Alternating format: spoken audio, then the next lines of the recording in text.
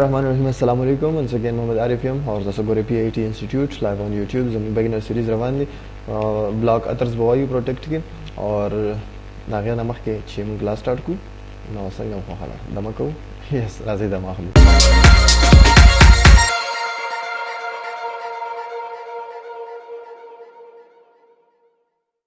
اوکې ډیر سټوډنټس سو بلاک اترز لپاره یو څو خبرې لازمي دي چې تاسو سره انټرنیټ کنیکشن موجود وي او هغې نه علاوه چې تاسو خپل مایکروسافټ دلته کې ساین ان شوي یئ او مطلب ایم ایس ورډ کې ساین ان یئ. هغې نه بعد تاسو چې کله دا ډاکومنټ سیو کوئ په ون ډرایو کې مطلب په انټرنیټ تاسو خپل فایل سیو کوئ نو هله موږ بلاک اترز کار کولی شو کار یې راوستلی شو. فار ایگزامپل دا ما سره یو ډاکومنټ دی زه داسې کوم سیو کوم په ون ډرایو کې نو ون ډرایو ته راشه او ون ډرایو باندې کلیک کا ټیک شوه. نو چې کله موږ په ون ډرایو باندې کلیک کوو نو د سره به زموږ فایل په ون ډرایو کې څه شي سیو شي.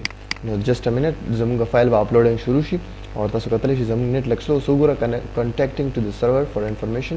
نو اوس زموږ فایل تاسو دلته کې نوټ کولی شئ چې چینجز به راشي. نو دلته کې به تاسو یوزر نیم والا ورکوئ. یوزر نیم موږ سره څه شی دی اور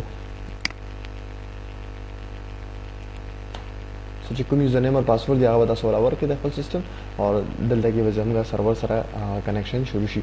سو نیټ لږ سلو دی دې وجې نه زموږ سیستم هم سلو روان دی. دلته ورته تاسو نیم هم ورکولی شئ چې هر څه نیم والا ورکوئ. جسټ اوس په فار ایگزامپل دې نیم سره تاسو سیو کول غواړئ په ون ډرایو باندې نو اوکې کوئ او اوس تاسو کتلی شئ چې زموږ فایل اپلوډینګ سټارټ شي. تاسو ته زه ښیم او تاسو سره به بلاک اتر چې کوم دی هغه هم څه شي ښکاره شي کتلی شي موږ سره ښکاره شو اور اپلوډینګ ټو ون ډرایو. نو دې ځای کې موږ سره اپلوډینګ ټو ون ډرایو څه شو وشولو. نو مطلب دا چې اوس فار ایگزامپل زه دلته کې یو څو پیراګرافه نور لیکم زه غواړم چې دا څه شي دا اپلوډینګ ونه شي نو زه څه کوم راځم بلاک اترز ته او بلاک اترز پریس کوم. نو که تاسو وګورئ دا به اوس موږ سره بره نیټ ته نه ځي او که زه وایم چې نه ریلیزېږه نو د دې اپلوډینګ به هم موږ سره څه شي یو نیډ ټو سیو اینډ اپلوډ بیفور ادر اترز کین ایډیټ دس ایریا. سو دا کله چې موږ سیو کړو نو دا هم موږ سره اپلوډینګ شروع شي. خیال مو دی دلته کې نو که چې نه بلاک کا نو بلاک اتر شي زموږ ډاکومنټ مخکې کار نه کوي. سو آی تھنک چې تاسو به په دې کلاس باندې کلیر شوي وي. انشاءالله نیکسټ کلاس کې به ریسټرکټ ایډیټینګ وایو او هغې نه بعد کې زموږ سره لاست کلاس نه بس 2 کلاسه به انشاءالله چې پاتې شي 2 کلاسو کې به موږ یوټیوب ختمو. سو تھینک یو سو مچ او پلیز زموږ چینل ضرور سبسکرایب کړئ او د نه وړاندې انشاءالله ایکسل را روان دی خپل فرینډ سره ضرور زموږ چینل سبسکرایب کړئ او شیر یې هم کړئ.